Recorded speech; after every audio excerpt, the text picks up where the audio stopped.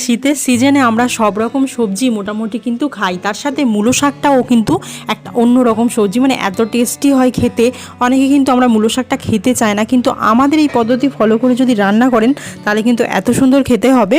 এটা কিন্তু আজকের আমিষ মূলো শাক দেখাবো চিংড়ি মাছ দিয়ে। তো চলুন ভিডিওটা স্কিপ না করে পুরোটা দেখতে থাকুন মন দিয়ে। যারা মূলো শাক পছন্দ করেন না তারাও কিন্তু আজকের ভিডিওটা দেখে কিন্তু মূলো শাকটা খাওয়ার জন্য উৎসুক হয়ে পড়বেন। মূলো শাকটা বানানোর জন্য প্রথমে তাজা মূলো শাক নিয়ে নিয়েছি, তার সঙ্গে অল্প একটুখানি কাঁচা টমেটো, শিম, আলু আর বেগুন আর দুরকম বড়ি নিয়েছি, একটা খেসারির ডাল, একটা বিউলির ডাল। প্রথমে শাকগুলোকে ভালো করে ধুয়ে কেটে রেখেছি। কেটে নেওয়ার পরে তারপরে আমি মূল রান্নায় চলে যাব। এর জন্য আমি চিংড়ি মাছ নিয়েছি 200 গ্রাম, সেটাও ভালো করে কেটে ছাড়িয়ে ধুয়ে রেখেছি। আমি রান্নাটা সর্ষের তেলে করব, তাই কড়ার মধ্যে প্রথমে অল্প একটুখানি সর্ষের তেল দিয়ে প্রথমে বড়িগুলোকে ভেজে নিচ্ছি।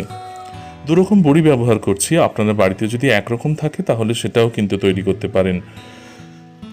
বড়িটা আমাদের বাড়িতেই তৈরি করা, নিজেদের হাতেই তৈরি করা, তাই দেখুন একটু হয়তো দেখতে অতটা সুন্দর নয়, কিন্তু এর স্বাদটা কিন্তু অসম্ভব সুন্দর হয়। তাই অবশ্যই আপনাদের কাছে বলবো আমাদের চ্যানেলের পাশে থাকবেন এরকম সুন্দর সুন্দর রান্না পেতে। বড়িটা ভেজে নেওয়ার পরে তারপরে চিংড়ি মাছটা আমি ওই তেলের মধ্যে ভেজে নিচ্ছি। অল্প একটু নুন দিয়ে দিলাম আর সামান্য একটুখানি হলুদ গুঁড়ো দিয়ে তারপরে আমি চিংড়ি মাছটা ভেজে নিচ্ছি। মূলো শাক কিন্তু আমাদের শরীরের জন্য ভীষণ উপকারী, সে কথাটাও কিন্তু আজকের আমি আপনাদের সঙ্গে শেয়ার করব। চিংড়িটা মোটামুটি ভেজে নেওয়ার পরে এটাকে আমি একটা বাটির মধ্যে তুলে নিচ্ছি। খুব বেশি কড়া করে কিন্তু ভাজি নেই। ওই একই তেলের মধ্যে অল্প একটু 5 ফোড়ন আর 2টো গোটা শুকনো লঙ্কা ফোড়ন হিসাবে দিয়ে তারপরে আমি ওই যে কেটে রাখা আলুগুলো সেটাকে আমি একটু প্রথমে দিয়ে নেড়ে চেড়ে নিচ্ছি। এরপরে শিম এবং বেগুনটা দিয়ে তারপরে এটাকেও কিন্তু একটুখানি নেড়ে চেড়ে নিচ্ছি। মূলো শাকের মধ্যে প্রচুর পরিমাণে আয়রন রয়েছে, বিশেষ করে রান্নাঘরের মায়েদেরকে বলছি, আপনারা বাড়িতে মেয়েদেরকে তো অবশ্যই দেবেন, ছেলেদের কিন্তু এই মূলো শাকটা একটুখানি দেওয়ার চেষ্টা করবেন। বিশেষ করে মেয়েদেরকে বেশি কেন বলছি, কারণ মেয়েদের দেহ থেকে আমাদের বিভিন্ন সময় ঋতুচক্র চলাকালীন দেহ থেকে রক্ত বেরিয়ে যায়, তাই তাদের জন্য কিন্তু মূলো শাকটা কিন্তু ভীষণ উপকারী হবে। কারণ এই মূলো শাকের মধ্যে রয়েছে প্রচুর পরিমাণে আয়রন, যেটা আমাদের শরীরে ভীষণ উপকারী কাজে লাগবে এবং আমাদের রক্তাল্পতা দূর করতে কিন্তু সাহায্য করবে। শাকটা দিয়ে বেশ কিছুক্ষণ নেড়েচেড়ে নিয়ে তারপরে 2টো চেরা কাঁচা লঙ্কা উপর থেকে দিয়ে তারপরে স্বাদ মতো নুন দিয়ে অল্প একটুখানি হলুদ গুঁড়ো দিয়ে দিচ্ছি। আর শুকনো লঙ্কার গুঁড়ো কিন্তু আমরা দিচ্ছি না, দিয়ে এইটুকু উপকরণ দিয়ে তারপরে ভালো করে একটুখানি এটাকে নেড়েচেড়ে নিচ্ছি। মূলো শাকটা মূলত কিন্তু আমরা ভাত দিয়েই খেতে বেশি ভালোবাসি, এটা রুটি দিয়েও যায়, কিন্তু যেহেতু চিংড়ি মাছ দেওয়া আছে তাই কিন্তু ভাত দিয়ে খেতে এটা খুব সুন্দর লাগবে। একদম গরম গরম সার্ভ করে ভাত দিয়ে খেয়ে নেবেন। আর আপনারা এই পদ্ধতিতে আমাদের দেখে দেখে কীভাবে বানাচ্ছেন, কতটা টেস্টি হয়েছিল সেটা কিন্তু কমেন্টের মাধ্যমে জানাতে একদমই ভুলবেন না। এরপরে কষার সময় কাঁচা পাকা টমেটোটা দিয়ে আমি এটাকে ভালো করে সেদ্ধ করে নিচ্ছি ঢাকা দিয়ে। কাঁচা পাকা টমেটোটা দিলে এর স্বাদটা কিন্তু দারুণ সুন্দর হবে। পুরো পাকা টমেটো কিন্তু আপনারা ব্যবহার করতে পারেন, কিন্তু কাঁচা পাকা টমেটোটা দিলে এর স্বাদটা কিন্তু দারুণ সুন্দর হবে।